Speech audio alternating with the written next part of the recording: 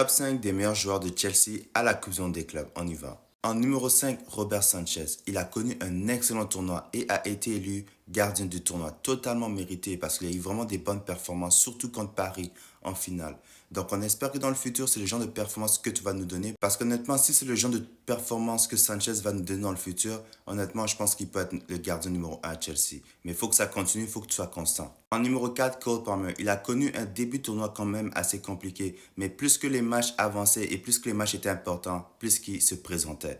Vraiment mérité pour son titre du meilleur joueur du tournoi. En troisième, Marco Kurela. Du premier au dernier match, il a montré pourquoi c'est lui le meilleur arrière-gauche actuellement sur Terre.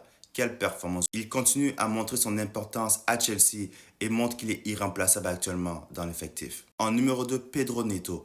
Quelle performance du jeune joueur portugais à la Coupe du Monde des clubs. Du premier match jusqu'au dernier match, les efforts ont toujours été là. Et il a été décisif en marquant des buts importants pour Chelsea. Et en premier, Moises Caicedo. Je ne pense pas que ce soit une surprise pour qui que ce soit. Totalement mérité. Sans lui, on n'aurait pas gagné la Coupe du Monde des clubs. Et avec Caicedo, on sait maintenant que c'est très possible que Chelsea compétitionne pour les gros trophées la saison prochaine.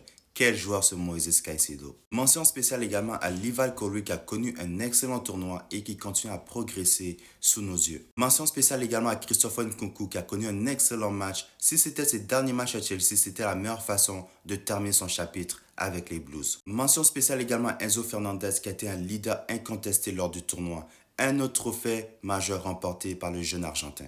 Mention spéciale également à Trevor Chalobah qui est un défenseur très sous-estimé. Honnêtement, je pense qu'il vient de prouver à la direction qu'il doit rester dans l'effectif. C'est un excellent joueur. Mention spéciale également à João Pedro qui a été décisif pour Chelsea. Il a marqué 2 buts en demi-finale et 1 but en finale pour aider Chelsea à remporter la Coupe du Monde des clubs. Et dire que ça fait même pas 2 semaines qu'il est au club avec Chelsea, c'est très prometteur pour la suite. Donc dis-moi qu'est-ce que tu penses de mon top 5? Quel changement que tu ferais dans le top 5?